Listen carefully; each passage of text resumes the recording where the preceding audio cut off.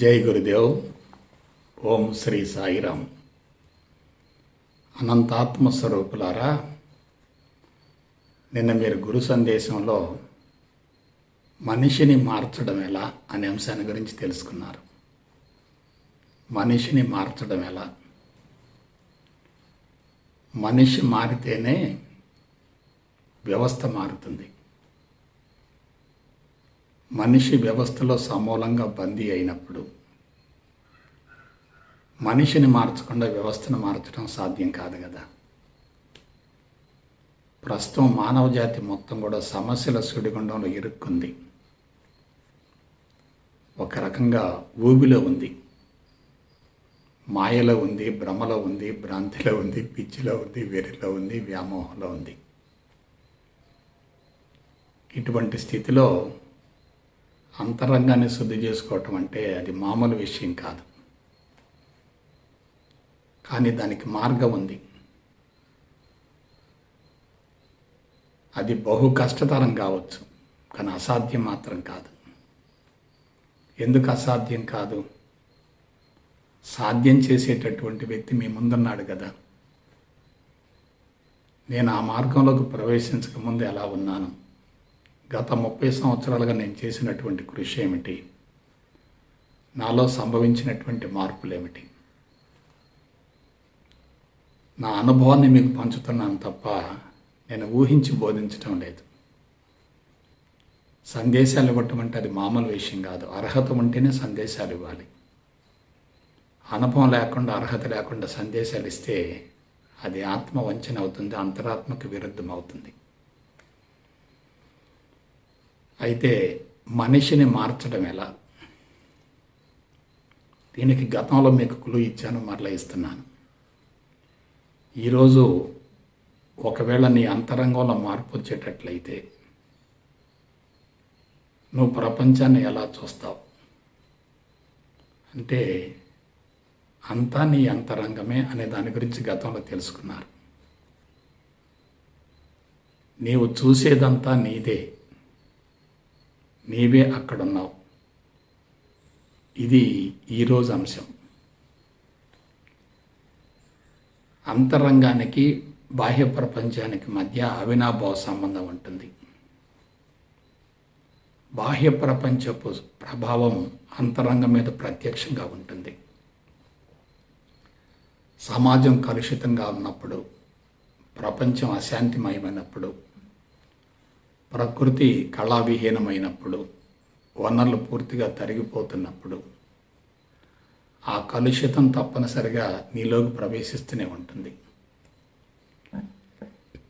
గత 20,000 సంవత్సరాలుగా నాగరికత పరిణామంలో మానవుడు విలువైనటువంటి ఆరోగ్యాన్ని కోల్పోయాడు. ఆయువు కుదించుకుపోతుంది, అశాంతి పెరుగుతుంది, అసంతృప్తి పెరుగుతుంది, ఆనందం ఏ కోశాన ఉండటం లేదు. మీరు, నేను అందరూ కూడా తెలుసుకోవలసినటువంటి నగ్న సత్యం ఏమిటంటే పుట్టినప్పటి నుంచి మరణించేంత వరకు, ఉదయం నిద్రలేచిన మొదలు మళ్ళా సాయంత్రం నిద్రించేంత వరకు మానవుడు నిరంతరం పరితపించేది ఆనందం కోసమే. వేరే మరొకటి ఏమీ లేదు. ఒక పశువు కానీ, పక్షి కానీ ఆరోగ్యం కోసం, ఆయువు కోసం పరితపిస్తూ ఉంటాయి. మరణ భయానికి లోనవుతూ ఉంటాయి. ముందుగా చనిపోవటానికి ఇష్టపడవు. ఆహారము, నిద్ర, మైదనము, భయం, ఈ 4 కూడా జంతువుల యొక్క లక్షణాలు. పశువులకి, పక్షులకు ఆరోగ్యం ఉంటుంది, ఆయువు ఉంటాయి. కానీ మానవుడికి పశువులు, పక్షుల కన్నా భిన్నంగా మనోచైతన్యం ఉంది, బుద్ధి చైతన్యం ఉంది. మనోచైతన్యం, బుద్ధి చైతన్యం రెండు ఉన్నాయంటే మనిషిలో తీవ్రమైనటువంటి అన్వేషణ ఉంటుంది. నేను ఎవరు, ఎక్కడ నుండి వచ్చాను, నా జీవిత పరమార్థం ఏమిటి అనేటటువంటి అంశాల గురించి అతనిలో ఒక జిజ్ఞాస కలుగుతుంది, అన్వేషణ కలుగుతుంది, పరిశోధన కలుగుతుంది. అంతిమంగా మనిషి ఆనందాన్ని పొందితేనే సంతృప్తి పడతాడు. ఆనందాన్ని పొందలేకపోతే అంతరంగంలో అసంతృప్తి కొనసాగుతూనే ఉంటుంది.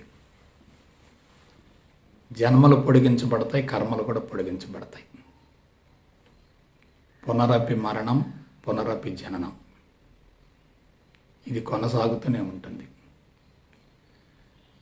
కాబట్టి మనో చైతన్యం, బుద్ధి చైతన్యం రెండు ఒక్క మానవ జాతికి మాత్రమే ఉన్నాయి, మిగతా ఏ జాతికి లేవు. ఈ మనో చైతన్యాన్ని, బుద్ధి చైతన్యాన్ని సద్వినియోగపరుచుకుంటే జీవితం స్వర్గమయం అవుతుంది. దుర్వినియోగపరుచుకుంటే జీవితం నరకప్రాయం అవుతుంది. ఇప్పుడు మానవులంతా మనో చైతన్యాన్ని, బుద్ధి చైతన్యాన్ని దుర్వినియోగపరుచుకుంటున్నారు. ఎలా? క్రింది మట్టాల గురించి ఆలోచిస్తున్నారు. క్రింది మట్టాలను సంతృప్తిపరిచే విధంగా జీవిత ప్రణాళికను రూపొందించుకొని ముందుకెళ్తున్నారు. ఏమిటా క్రింది మట్టాలు? శారీరక మట్టం, ఇంద్రియ మట్టం. శారీరక ఇంద్రియ మట్టాలు ఎప్పుడైతే బలంగా ఉంటాయో మనో చైతన్యం, బుద్ధి చైతన్యం రెండు కూడా బలహీనపడతాయి. అవి కూడా క్రింది వైపుకే వస్తాయి. మనస్సు అశాంతిగా ఉంటుంది, బుద్ధి పక్షపాత ధోరణిలో ఉంటుంది, హృదయ మట్టం మోసుకొని పోతుంది. మనిషి చిత్తమయ కోశానికి వెళ్ళే అవకాశమే లేదు. కానీ ఎవరైతే ఆధ్యాత్మిక మార్గాన్ని ఎన్నుకొని దానిని గురించి లోతుగా అధ్యయనం చేసి ఆత్మస్థితికి చేరగలుగుతారో వాళ్ళకు ప్రపంచం అంతా ఒకటిగానే కనిపిస్తుంది, ప్రపంచం అంతా తనదిగానే కనిపిస్తుంది. దీనికి మార్గం ఏమిటి? నిన్న చెప్పింది నేను మరలా రిపీట్ చేస్తున్నాను. అన్నమయ కోశం నుండి ఆత్మమయ కోశం వరకు అన్ని కోశాలు సమానంగా శుద్ధి కావాలి. అన్నమయ కోశం, ప్రాణమయ కోశం, మనోమయ కోశం, విజ్ఞానమయ కోశం, ఆనందమయ కోశం, చిత్తమయ కోశం, ఆత్మమయ కోశం. క్రింద ఒక కోశం ఉంది, పైన ఒక కోశం ఉంది, మధ్యలో 5 కోశాలు ఉన్నాయి. ఇవి సమానంగా పనిచేయాలి. ఎక్కువగా పనిచేయకూడదు, తక్కువగా పనిచేయకూడదు. మరొక విషయం చెప్తున్నాను. ఖండబలం ఉండాలి, అర్ధబలం ఉండాలి, అంగబలం ఉండాలి, ఆత్మబలం ఉండాలి. ఫిజికల్ స్టామినా ఉండాలి, ఫైనాన్షియల్ స్టామినా ఉండాలి, సోషల్ స్టామినా ఉండాలి, స్పిరిచువల్ స్టామినా ఉండాలి. ఇది పరిపూర్ణ జీవితం అంటే. ఇది నేను అనుసరించేటటువంటి మహోన్నత కళాత్మక జీవన విధానం. శరీరం చనిపోయే రోజు వరకు ఆరోగ్యంగా ఉండాలి. ఆర్థికపరమైన కొరత ఉండకూడదు. ప్రజా సంబంధాలు చాలా ఉన్నతంగా ఉండాలి. అంతరంగ శుద్ధి జరుగుతూ ఉండాలి. కాబట్టి వీటిలో ఏ ఒక్కటి లేకపోయినా జీవితం కుప్పగొలుతుంది. ఒక భవనం నిర్మించాలంటే 4 వైపులా 4 స్తంభాలు ఉండాలి. ఆ స్తంభాలు ఎలా ఉండాలి? సమాన మోతాదులో ఉండాలి, సమాన స్థాయిలో ఉండాలి, సమానమైనటువంటి బలంతో ఉండాలి. అందుకే ఇంజనీర్లు, సాంకేతిక నిపుణులు దాన్ని పదే పదే పరీక్షిస్తూ ఉంటారు, టెస్ట్ చేస్తూ ఉంటారు. 4 స్తంభాలు సమాన మోతాదులో లేకుండా పైకప్పేసి భవనం నిర్మించిన అది కుప్పకూలిపోతుంది. సున్నితమైనటువంటి, విలువైనటువంటి, సూక్ష్మమైనటువంటి, అనంతమైనటువంటి మేధస్సు మీద పిచ్చి పిచ్చి బలవంత ప్రయోగాలు చేయకూడదు. ఆధ్యాత్మిక మార్గంలోకి ప్రవేశించడం చాలా సులభమే, పరిణతి చెందడమే చాలా కష్టం.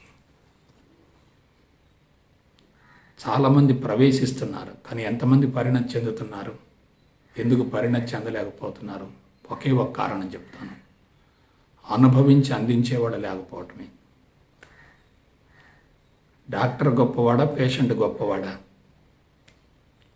డాక్టర్ కేవలం సిద్ధాంతం మాత్రమే తెలుసు, కానీ పేషెంట్కి అనుభవం ఉంటుంది. డాక్టర్ అనుభవాన్ని గురించి చెప్పలేడు, కానీ పేషెంట్ మాత్రం తనలో వచ్చినటువంటి మార్పును చెప్పగలుగుతాడు. అనుభవించింది ఏదైనా సత్యం అవుతుంది. ఊహించుకున్నది ఏదైనా సరే వాస్తవానికి దగ్గరగా వచ్చు, కానీ సత్యం మాత్రం కాదు. అందుకే నా జీవితాన్ని మీకు ప్రత్యక్షంగా సందేశ రూపంలో చూపిస్తున్నాను. ఇవి గురు సందేశాలు కాదు, నా జీవిత సందేశాలు. నేను మీ నుండి ఆశించేది ఏమీ లేదు. నేను అనుసరించిన మార్గాన్ని మీరు అనుసరించేటట్లయితే అది మీకు లాభం కలుగుద్ది, నాకేం లాభం ఉండదు. మీరు మారినంత మాత్రాన నాకు అనగూడేటటువంటి ప్రయోజనం లేదు. మీరు మారినంత మాత్రాన నాకు పోయేది కూడా ఏమి లేదు. కానీ అనుభవం పొందాను కాబట్టి, మార్పు వచ్చింది కాబట్టి, ఆ మార్పును గురించి తెలియని వ్యక్తులకి తెలియజేయటం నా కనీస కర్తవ్యం మరియు ధర్మం మరియు బాధ్యత కూడా. ఎందుకంటే నేను ఒడ్డుకు చేరాను, నా బిడ్డలంతా కూడా ప్రవాహంలో కొట్టుకుపోతున్నారు. ప్రవాహంలో కొట్టుకుపోతున్నటువంటి నా బిడ్డలకి అవకాశం ఉన్నంత వరకు చేయూతను అందించడమే నా జీవితాశయం. సామాజిక పరిస్థితులు దుర్భరంగా ఉన్నప్పుడు మనిషిని సమస్యల విషవలయం నుండి బయటికి తీసుకురావటం అనేది కత్తి మీద సాము లాంటిది. ఒక వ్యక్తి ఏదైనా ఒక సమస్యతో సతమతం అవుతున్నప్పుడు అతని మనసంతా దాని చుట్టే తిరుగుతూ ఉంటుంది. ఇక ఉన్నతంగా ఆలోచించే అవకాశమే లేదు. అందుకే సిద్ధాంతం చాలా ఆకర్షణీయంగా ఉంటుంది, కానీ ప్రాక్టికల్గా సాధ్యం కాదు. ఇవాళ శారీరక అవసరాలు తీరక, భౌతిక అవసరాలు తీరక, కుటుంబ అవసరాలు తీరక రుగ్మతులు పెరిగిపోతూ ఉండి, అసంతృప్తి పెరిగిపోతూ ఉండి, అశాంతి పెరిగిపోతూ ఉండి, మనస్ఫూర్తిగా బలహీనమైనప్పుడు, కలుషితమైనప్పుడు వేదాంతాన్ని బలవంతంగా చెవులో నూరు పోసినా సరే ఎటువంటి ప్రయోజనం ఉండదు. కానీ భవిష్యత్తులో ఈ సమాచారం తప్పక అవసరమవుతుంది. ఈనాడు నేను అందించేటటువంటి ఈ సందేశాలు భావితరాలకు తప్పనిసరిగా ఉపయోగపడతాయి. ఎందువలన అనుభవించి అందించటం కదా, కేవలం ఊహించటం కాదు కదా, మభ్యపెట్టడం కాదు కదా. కాబట్టి ఆత్మస్థితిని అందుకోవటానికి మార్గం ఏమిటి? ఒకే ఒక విషయం చెప్తాను. మనస్సుకు లొంగిపోవటమా, మనస్సును లొంగ తీసుకోవటమా? మనస్సుకు లొంగిపోవటమా, మనస్సును లొంగ తీసుకోవటమా? అసలు నీకు మనసుకు మధ్య ఉన్నటువంటి సంబంధం ఏమిటి? జీవుడికి మనిషికి మధ్య ఉన్నటువంటి సంబంధం ఏంటి?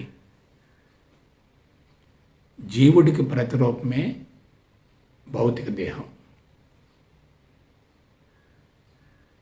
జీవుడి యొక్క ప్రత్యక్ష ప్రతిరూపమే ఈ స్థూల శరీరం.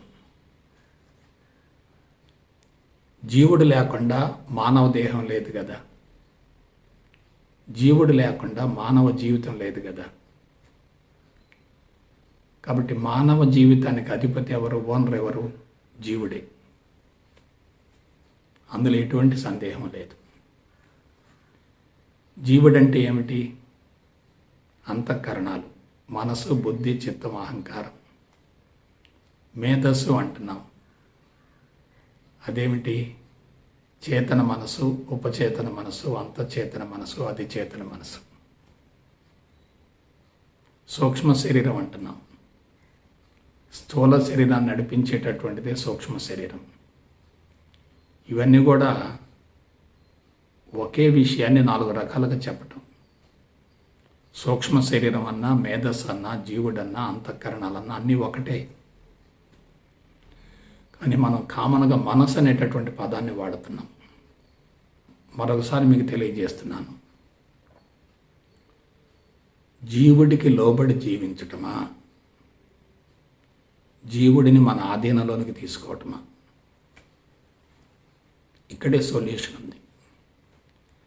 మనం జీవుడికి లోబడేటట్లయితే జీవుడిలో ఉన్నటువంటి బలహీనతలన్నీ మనం అనుభవించాల్సిందే. జీవుడిలో ఉన్నటువంటి బాధలన్నీ మనం అనుభవించాల్సిందే. ముందు జబ్బులు జీవుడికి వస్తాయి, తర్వాతనే శరీరానికి వస్తాయి. మూల కారణం జీవుల్లో ఉంటుంది, ప్రభావం శరీరంలో కనపడుతుంది. మనం సరిచేయవలసింది శరీరాన్ని కాదు, జీవుణ్ణి సరిచేయాలి. ఇదే ఆధ్యాత్మికతలో ఉన్నటువంటి కీలకమైనటువంటి రహస్యం. మనం శరీరంతో జీవుణ్ణి సరిచేయలేము, జీవుడితో జీవుణ్ణి సరిచేయలేము. కానీ ఆత్మ ద్వారా జీవుడిని సరిచేయవచ్చు. ఎందువల్ల? జీవుడు అంటే ఎవరు? కోరికలు, ఆశయాలు, సంకల్పాలు వీటి మొత్తాన్ని యొక్క సమూహాన్నే జీవుడు అంటారు. ఆ జీవుడికి ఆధారం ఏమిటి? ప్రాణశక్తి. ప్రాణశక్తికి ఆధారం ఏమిటి? పరమాత్మ. ఇప్పుడు మీకు 4 చూపిస్తాను. 1 స్థూల శరీరం, 2 సూక్ష్మ శరీరం, 3 ప్రాణశక్తి, 4 పరమాత్మ. ఈ 4ంటిలో ఏది శక్తివంతమైనది? స్థూల శరీరానికి ఆధారం సూక్ష్మ శరీరం, సూక్ష్మ శరీరానికి ఆధారం ప్రాణశక్తి, ప్రాణశక్తికి ఆధారం శుద్ధ చైతన్యం లేక పరమాత్మ. మరి పరమాత్మకి ఆధారం ఏంటి? లేదు. అంటే స్థూల శరీరం కన్నా సూక్ష్మ శరీరం శక్తివంతమైనది. సూక్ష్మ శరీరం కన్నా ప్రాణశక్తి శక్తివంతమైనది. ప్రాణశక్తి కన్నా పరమాత్మ శక్తివంతమైనది. మనం స్థూల శరీరంతో జీవుణ్ణి కరిగించడం సాధ్యం కాదు. ఆలోచనల ద్వారా జీవుణ్ణి కరిగించడం కూడా సాధ్యం కాదు. ప్రాణశక్తి ద్వారా కూడా జీవుణ్ణి కరిగించడం సాధ్యం కాదు. ఆత్మస్థితికి చేరితేనే జీవుణ్ణి కరిగించడం సాధ్యమవుతుంది. ప్రాణశక్తి కన్నా పరమాత్మ శక్తివంతమైనది. మనం ఆలోచనల స్థాయిలో ఉంటేనే ప్రపంచాన్ని సృష్టిస్తున్నాం కదా. అదే పరమాత్మ స్థాయికి వెళితే ప్రపంచానికి యజమాని అవుతాం, ప్రపంచానికి రారాజు అవుతాం, ప్రపంచానికి చక్రవర్తి అవుతాం, ప్రపంచాన్ని ఆధీనంలోకి తీసుకోగలుగుతాం. కాబట్టి మనం సృష్టి అంటున్నాం, స్థితి అంటున్నాం, లయ అంటున్నాం. కనిపించే స్థూల జగత్తు మొత్తం దేని నుంచి ఆవిర్భవించింది? సమిష్టి మేధస్సు. ఆ సమిష్టి మేధస్సులో ఏముంటాయి? సంకల్పాలు ఉంటాయి. సంకల్పం ఎందుకు ఏర్పడింది? ఎలా ఏర్పడింది? ప్రాణశక్తి యొక్క రూపాంతరం వలన సమిష్టి మేధస్సు ఏర్పడింది. ఆ సమిష్టి మేధస్సు అనేది అనేక అనూహ్యమైన సంఖ్యలో ఉన్నటువంటి వ్యష్టి మేధస్సుల యొక్క సమాహారం, సమూలం. సమాహారం అదే సంయుక్తం. విశ్వం మొత్తంలో ఎన్ని ఆకారాలు ఉంటాయో అన్ని వ్యష్టి మేధస్సులు ఉంటాయి కదా. అన్ని వ్యష్టి మేధస్సుల యొక్క సమ్మేళనమే సమిష్టి మేధస్సు అంటే. సంకల్పం లేదనుకోండి, సృష్టి లేదు కదా. సంకల్పం ఉందనుకోండి, తప్పనిసరిగా సృష్టి జరగాలి కదా. సృష్టి జరిగిందనుకోండి, స్థితి కొనసాగుతుంది కదా. స్థితి కొనసాగిందనుకోండి, సంకల్పం కరిగిపోతే అది లయమవుతుంది కదా. సంకల్పం లయమవుతుంది, ఆకారం కూడా లయమవుతుంది. కాబట్టి ఒక సంకల్పం ద్వారా మనం భౌతిక ప్రపంచాన్ని సృష్టించగలుగుతున్నామంటే ఆ సంకల్పానికి మూలమైనటువంటి ఆత్మస్థాయికి వెళితే, ఆత్మస్థితికి వెళితే, పరమాత్మ స్థాయికి వెళితే, పరమాత్మ స్థితికి వెళితే సృష్టి మొత్తం స్వాధీనం అవుతుంది కదా. కాబట్టి జాగ్రత్తగా ఆలోచించండి. మనం జీవుడి పరిధిలో ఉన్నప్పుడు ప్రపంచాన్ని ఎలా చూస్తాం? దివ్యత్వంలో ఉన్నప్పుడు ప్రపంచాన్ని ఎలా చూస్తాం? పూర్ణత్వంలో ఉన్నప్పుడు ప్రపంచాన్ని ఎలా చూస్తాం? కొంచెం ఆలోచించండి. మనం జీవుడు పరిధిలో ఉన్నాం అనుకోండి, స్థూల దృష్టితోటి, భిన్న దృష్టితోటి, భౌతిక దృష్టితోటి, ఇంద్రియ దృష్టితో ప్రపంచాన్ని చూస్తాం. మనకు అదే కనపడుతుంది, అంతకంటే ఏం కనపడదు. అదే మనం సూక్ష్మ దృష్టికి వెళ్ళామనుకోండి, బయట వస్తువు లేకపోయినా సరే ఆ వస్తువు కనపడుతూనే ఉంటుంది. వినకుండా వినగలుగుతాం, చూడకుండా చూడగలుగుతాం, పాడకుండా పాడగలుగుతాం. సూక్ష్మ శరీరం ద్వారా మనం అన్నింటినీ చూడగలుగుతాం. కాబట్టి స్థూలంగా చూసేవన్నీ కూడా, భౌతిక నేత్రాలకు కనిపించేవి మొత్తం కూడా సూక్ష్మ దృష్టికి కనిపిస్తాయి. కానీ సూక్ష్మ దృష్టి ఎలా వస్తుంది? కళ్ళు మూసుకుంటేనే వస్తుంది,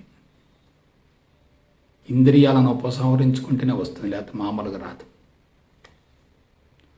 భౌతిక ప్రపంచంతో ఉన్నటువంటి సంబంధాన్ని సమూలంగా తెంచుకోగలిగితే మనం సూక్ష్మ దృష్టికి వెళ్తాం.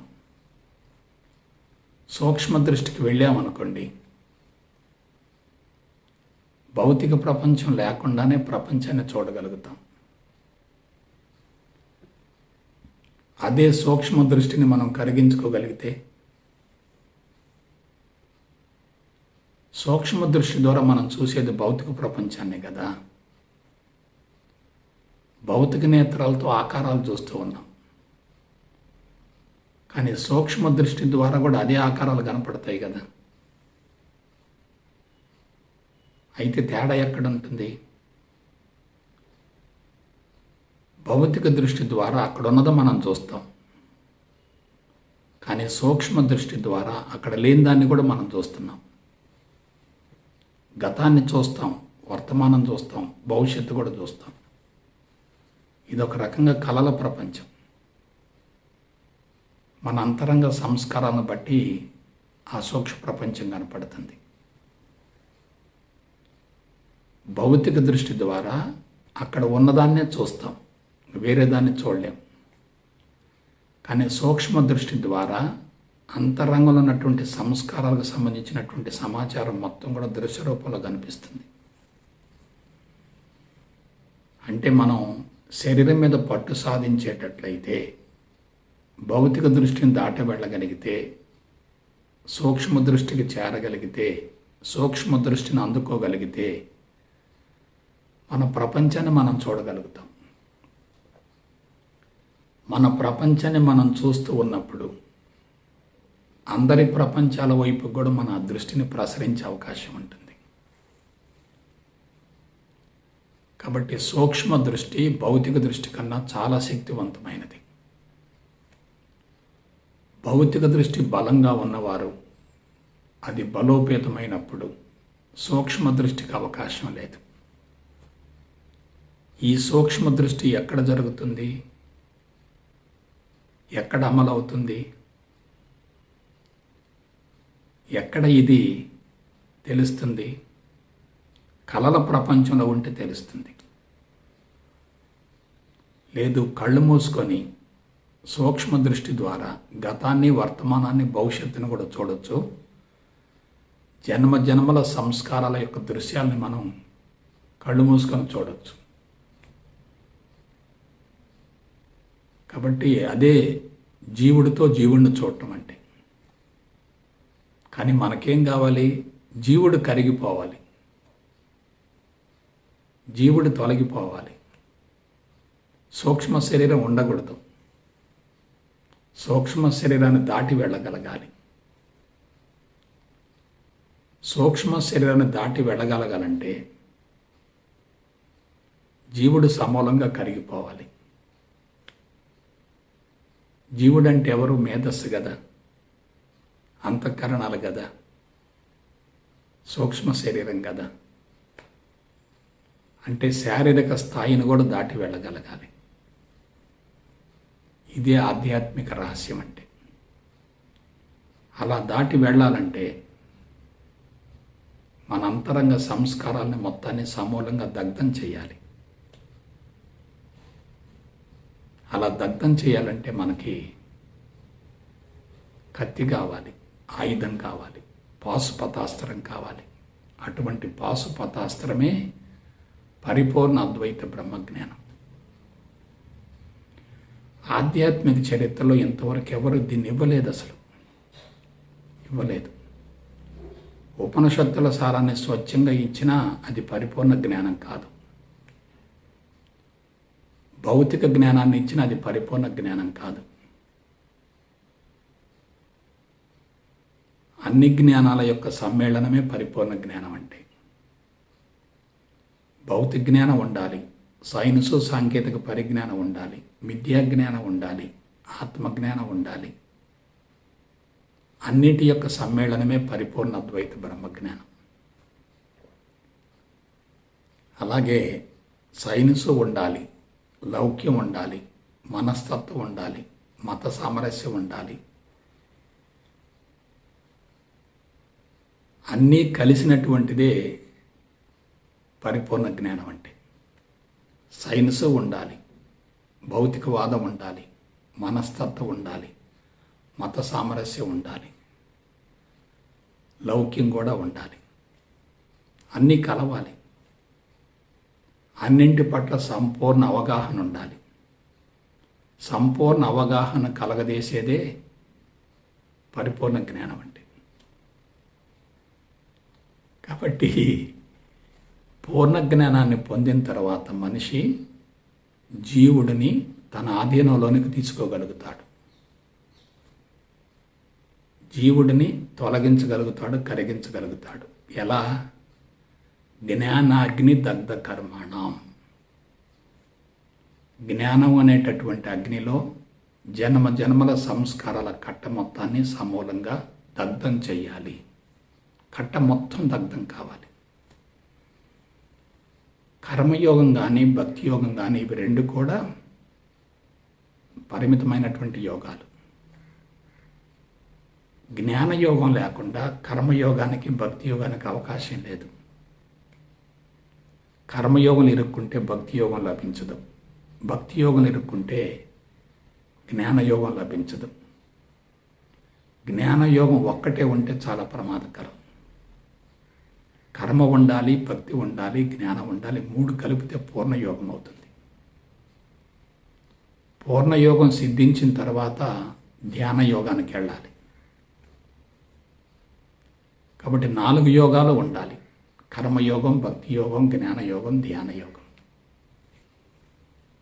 ఎందుకు ఇదంతా చెప్తున్నానంటే, కొంతమంది కర్మలో ఇరుక్కొని పోతారు. కర్మయోగంలో వాళ్ళు భక్తి యోగానికి వెళ్ళటానికి కొంత సమయం పడుతుంది. మరి కొంతమంది భక్తి యోగంలో పూర్తిగా నిమగ్నం అవుతారు. వాళ్ళు జ్ఞానయోగానికి వెళ్ళటం చాలా కష్టం అవుతుంది. కొంతమంది కర్మయోగాన్ని, భక్తి యోగాన్ని రెంటిని వ్యతిరేకిస్తూ జ్ఞానయోగంలో కూర్చుంటారు. అది కూడా పరిపూర్ణం కాదు. కర్మ నుండి భక్తి రావాలి, భక్తి నుండి జ్ఞానం రావాలి. ఇవి 3 కూడా ఒకే జడలో ఉన్నటువంటి 3 పాయల వంటివి. ఏది ఎక్కువ కాదు, ఏది తక్కువ కాదు. కర్మ లేకుండా భక్తి లేదు, భక్తి లేకుండా జ్ఞానయోగం లేదు. 3 యోగాలు ఉండాల్సింది తప్పనిసరిగా. జ్ఞానయోగంలో కూర్చున్న కర్మయోగం, భక్తి యోగం లేకపోతే తెలుసుకున్నటువంటి సమాచారం అనుభవంలోకి రాదు. అంతా తెలిసిందనే సంతృప్తి ఉంటుంది, అంతా తెలిసిందనే అహంకారం కూడా ఉంటుంది. కర్మయోగం ఇరుక్కుంటే భక్తి యోగం రాదు, భక్తి యోగం ఇరుక్కుంటే జ్ఞానయోగం రాదు. ఈ 3 యోగాలు లేకుండా ధ్యాన యోగం లేదు. కాబట్టి పరిపూర్ణ స్థితి అంటే ఏమిటి? కర్మ, భక్తి, జ్ఞాన, ధ్యాన యోగాల సమ్మేళనమే పరిపూర్ణ స్థితి అంటే. కాబట్టి కొంచెం జాగ్రత్తగా ఆలోచించండి. మనం భౌతిక దృష్టితో ఉన్నప్పుడు భౌతిక ప్రపంచంలో భౌతిక పరమైనటువంటి అంశాలనే చూడగలుగుతాము. సూక్ష్మ దృష్టితో ఉన్నప్పుడు అంతరంగ సంస్కారాల యొక్క ప్రకోపాన్ని చూడగలుగుతాం, పరిణతిని చూడగలుగుతాం. అవి ఆలోచన రూపంలో మనకు తెలుస్తూ ఉంటాయి. అక్కడ ఆలోచనలు ఉన్నాయి. సూక్ష్మ శరీరం అంటే ఆలోచన యొక్క సమ్మేళనమే కదా. ప్రణాళికలు, పథకాలు, కోరికలు, ఆశయాలు, సంకల్పాలు, గమ్యాలు, లక్ష్యాలు ఇవన్నీ కూడా ఏమిటి? మన లోపల ఉన్న మన ప్రపంచమే. మన ప్రపంచాన్ని మనం చూడగలుగుతున్నాం. కానీ అక్కడ విశేషం ఏమిటి? భౌతిక ప్రపంచం యొక్క మత్తు నుంచి మనం బయటపడుతున్నాం. సూక్ష్మ శరీరాన్ని చూసుకోవటం అంటే ఒక రకంగా మనం భౌతిక ప్రపంచంతో ఉన్నటువంటి సంబంధాన్ని తెంచుకోవటమే. అందుకే మీరు స్వప్నంలో ఉన్నటువంటి వ్యక్తులను గమనించండి, కళల ప్రపంచంలో ఉన్నటువంటి వ్యక్తులను గమనించండి. వాళ్ళకు బయట ఏం జరుగుతుందో తెలియదు. వాళ్ళ ప్రపంచమే వాళ్ళకు తెలుస్తుంది. ఆ ప్రపంచానికి సంబంధించినటువంటి సమాచారం బయటకు వస్తూ ఉంటుంది. వాళ్ళు దాన్నే చూస్తూ ఉంటారు, వేరే దేన్ని చూడరు. కాబట్టి వాళ్ళ ప్రపంచం వాళ్ళకు కనపడుతుంది. అది ఎప్పటి ప్రపంచం? జన్మ జన్మలుగా సంక్రమించినటువంటి అనంతమైనటువంటి ప్రపంచం. అందువల్ల సంస్కారాలకు ఎంతో కొంత మేరకు శుద్ధి ఏర్పడే అవకాశం ఉంటుంది. కానీ దాన్ని కూడా దాటి వెళ్ళగలగాలి. ఎక్కడికి వెళ్ళాలి? ధ్యాన యోగాన్ని కూడా దాటి పూర్ణస్థితికి వెళ్ళగలగాలి. పూర్ణస్థితికి వెళ్ళామనుకోండి, భౌతిక ప్రపంచం భగవంతుడిగానే కనిపిస్తుంది, సూక్ష్మ ప్రపంచం భగవంతుడిగానే కనిపిస్తుంది, విశ్వం మొత్తం ఒకటిగా కనిపిస్తుంది. మనం ఒకటిగా భావిస్తూ ఉంటాం, భిన్నత్వాన్ని అనుభవిస్తూ ఉంటాం. అంతరంగంలో అద్వైతం ఉంటుంది, దైనందిన జీవితంలో ద్వైతం ఉంటుంది. ఆదర్శానికి అద్వైతం, ఆచరణకు మాత్రం ద్వైతం. కాబట్టి ఎవరైతే ఆత్మదృష్టికి వెళ్ళి ఆత్మదృష్టితో ప్రపంచాన్ని చూస్తూ ఉంటారో వాళ్లకు విశ్వం మొత్తం ఒకటిగా కనిపిస్తుంది. వాళ్ళలో దివ్యత్వం ఉంటుంది, రాగద్వేషాలు ఉండవు. వాళ్ళే సాక్షాత్తు దేవుళ్ళంటే. వాళ్ళకి శరీరం ఉంటుంది, కానీ జీవుడు మాత్రం ఉండడు. జీవుడు లేని శరీరం ద్వారా అంతరంగంలో జీవన చర్యలు జరుగుతూ ఉంటాయి. కానీ ఆ జీవుడు లేనటువంటి శరీరం ద్వారా దైనందిన కార్యక్రమాలను నిర్వహించుకుంటూ ఉండొచ్చు. శరీరం చనిపోదు, కానీ జీవుడు చనిపోతాడు. జీవుడు చనిపోతే దాన్ని జీవనముక్తి అంటారు, శరీరం చనిపోతే దాన్ని దేహ విముక్తి అంటారు.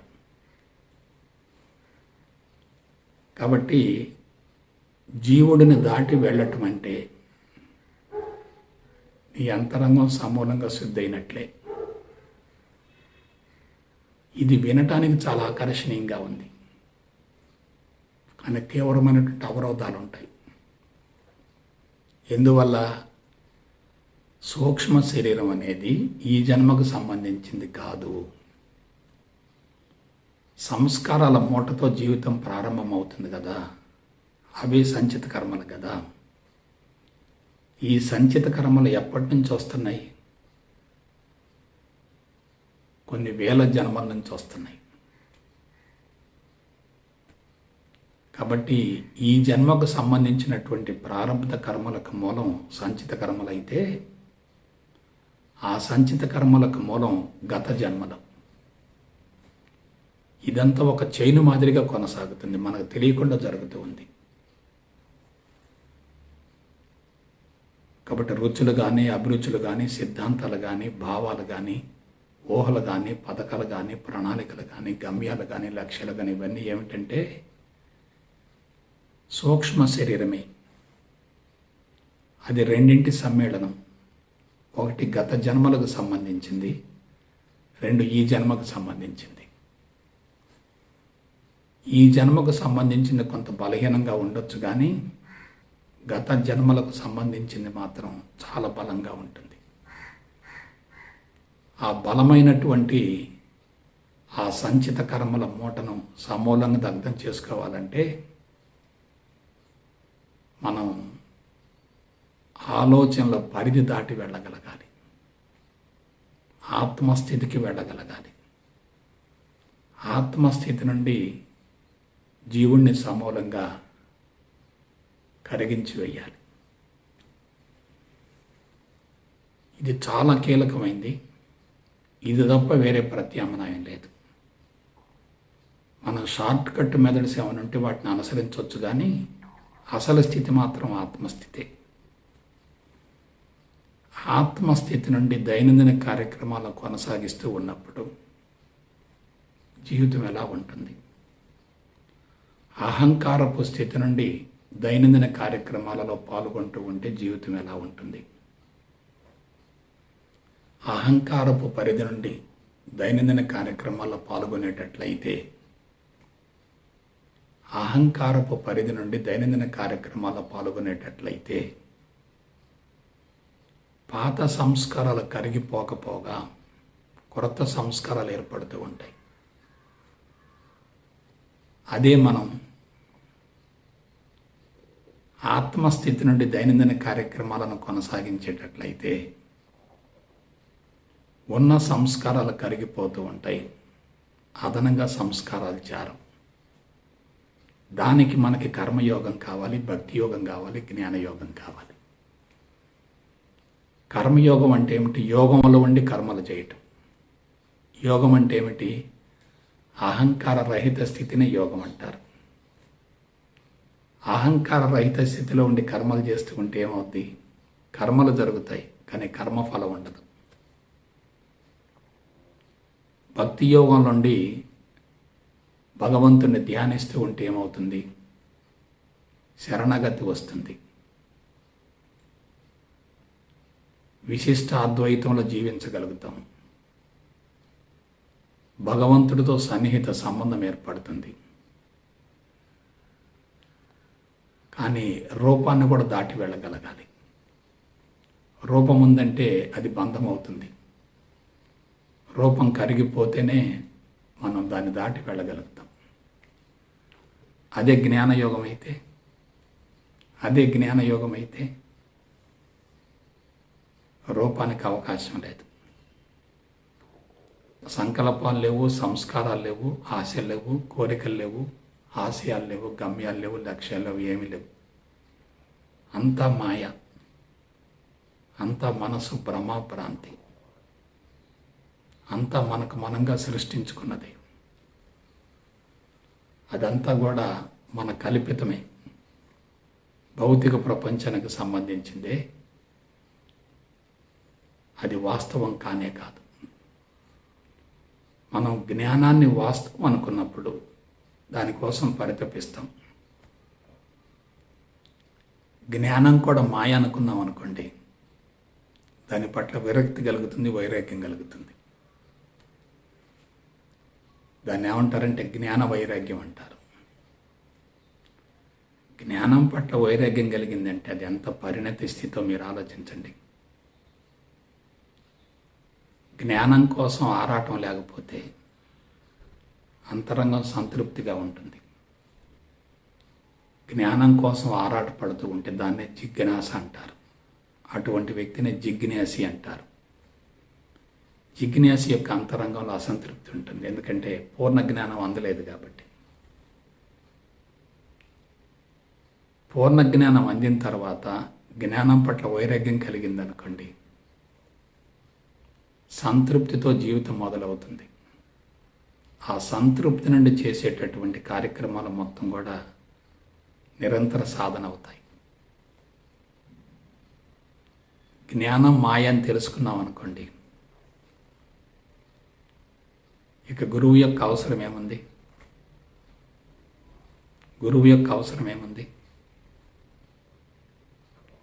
గురువుతో పని లేదు అనుకున్నాం అనుకోండి, భగవంతుడి యొక్క అవసరం ఏముంది?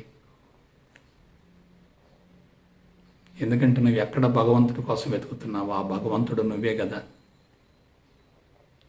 నీ దేహమే దేవాలయం కదా. అందులో ఉన్నటువంటి స్వచ్ఛమైనటువంటి జీవుడే దేవుడు కదా. నీవే దేవుడవు కదా, ఇంకా అన్వేషణ ఎందుకు ఉంటుంది, ఆరాటం ఎందుకు ఉంటుంది, తపన ఎందుకు ఉంటుంది? ఆలోచించండి. కాబట్టి జ్ఞానము, గురువు, భగవంతుడు ముగ్గురు మాయని తెలిసిందనుకోండి, మనం భగవంతుని కూడా దాటి వెళ్ళగలుగుతాం. భగవంతుడి పరిధిలో కూడా ఉండం మనం. శూన్య స్థితి నుండి కార్యక్రమాలు కొనసాగించాలంటే భగవంతుడు కూడా మనకి బంధం అవుతాడు. కొంచెం ఆలోచించండి. భగవంతుడి స్థితి నుండి దైనందిన కార్యక్రమాల్లో చురుగ్గా పాల్గొంటూ ఉండేటట్లయితే లౌకిక జీవితం స్వచ్ఛంగా కొనసాగుతుంది, అంతరంగం శూన్యంగా ఉంటుంది, కర్త లేకుండా కర్మలు జరుగుతాయి, కర్మఫలానికి అవకాశమే లేదు, పాత కర్మలు సమూలంగా తొలగిపోతాయి, అదనంగా కర్మలు ఏర్పడే ప్రసక్తే లేదు. ఇది ఎప్పుడు సాధ్యమవుతుంది? సిద్ధాంతం తెలుసుకుంటే ప్రయోజనం ఉండదు. తెలుసుకోవటం చాలా సులభం, అనుభవంలోకి పొందటం బహు కష్టతరం. దీన్ని పదే పదే చెప్తున్నాను నేను. చాలామంది ఆధ్యాత్మిక మార్గంలోకి వచ్చి ఊహాలోకాల్లో విహరిస్తూ ఉంటారు. ఆత్మస్థితి కోసం విపరీతంగా పరితపిస్తూ ప్రయత్నం చేస్తూ కఠోర సాధన చేస్తూ ఉంటారు. కఠోర సాధన అంటే కాఠిన్యంగా తయారు కావటం, అది చాలా ప్రమాదకరం. కాబట్టి సాధన ముఖ్యం కాదు, సాధన అవసరం లేదు అనే స్థితికి చేరగలగాలి.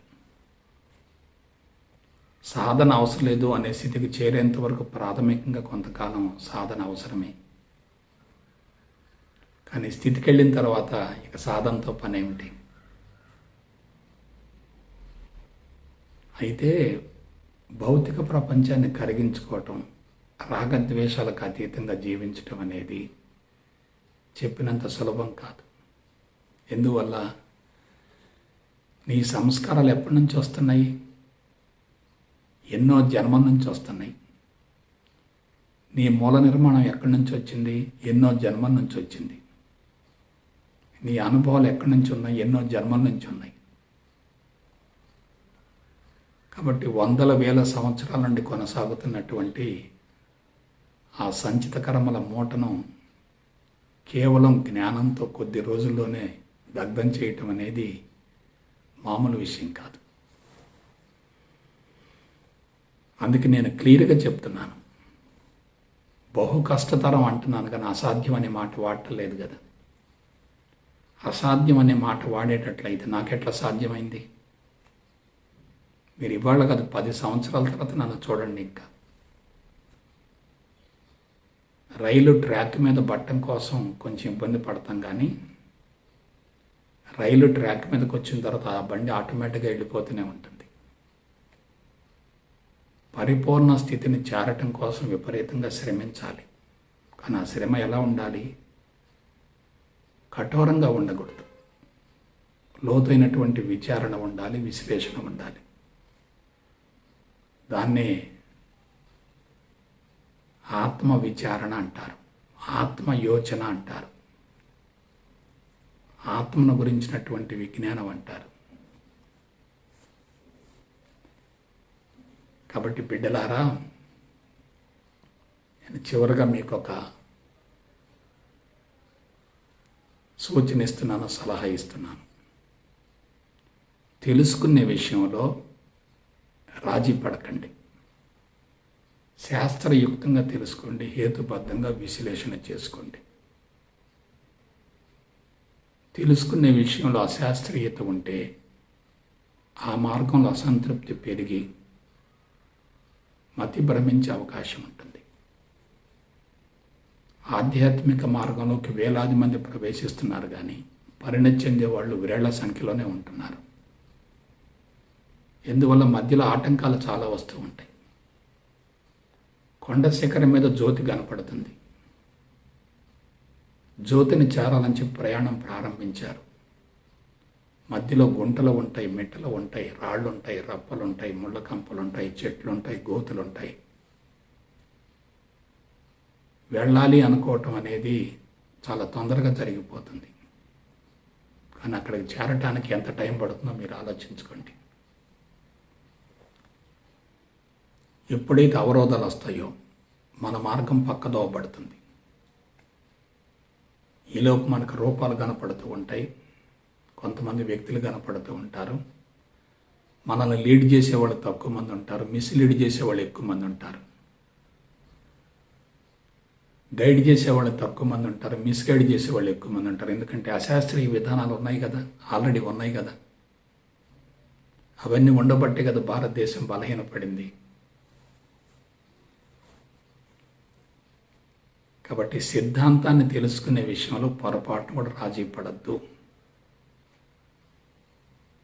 సిద్ధాంతాన్ని తెలుసుకున్న తర్వాత నువ్వు తప్పనిసరిగా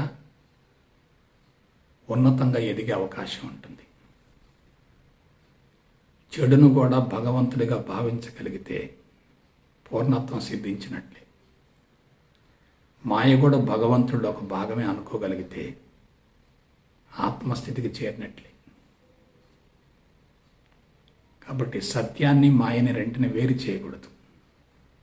మాయ మనకు అవరోధం కాదు, మాయ కూడా సత్యంలో ఒక భాగమే. సత్యాన్ని గుర్తించాలంటే ముందు మనకు మాయ ఉండాలి. మనం మాయలో ఉంటేనే సత్యాన్వేషణ కోసం ప్రయత్నం చేస్తాం. కాబట్టి మాయను వ్యతిరేకించకూడదు, చెడును వ్యతిరేకించకూడదు. ఏకత్వాన్ని గుర్తించడమే పరిపూర్ణత్వం. భిన్న దృష్టితో ఉండి సాధన చేస్తే ఏమవుతుంది? చాలా ప్రమాదం. సూక్ష్మ దృష్టిలో కూర్చొని ఊహాలోకాలు విహరిస్తూ ఉంటే ఏమవుతుంది? అది కూడా చాలా ప్రమాదకరం. ఆలోచనల పరిధి దాటి వెళ్ళగలిగితేనే ఆత్మస్థితికి చేరువ కాగలుగుతాము.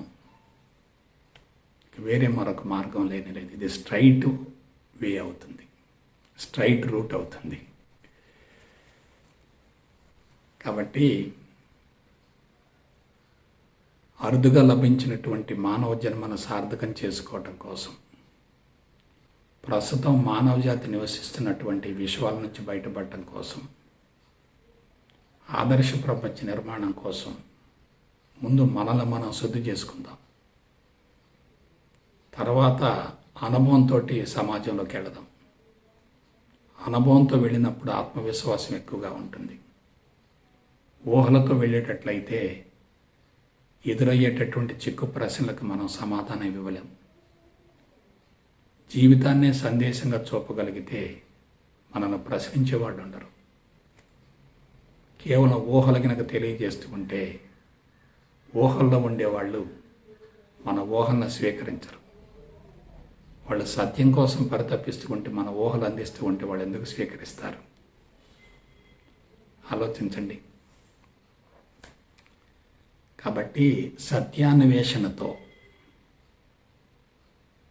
చక్కటి వ్యూహ రచనతో ఆత్మస్థితి నుండి జీవుణ్ణి కరిగించుకొని, జీవుణ్ణి స్వాధీనపరుచుకొని జీవిత పరమార్థం నెరవేర్చుకోవటం కోసం మీ వంతు ప్రయత్నం చేస్తారని మనసా వాచ కర్మణ కోరుకుంటూ సెలవు తీసుకుంటా. జై గురుదేవ్, జై గురుదేవ్, జై గురుదేవ్.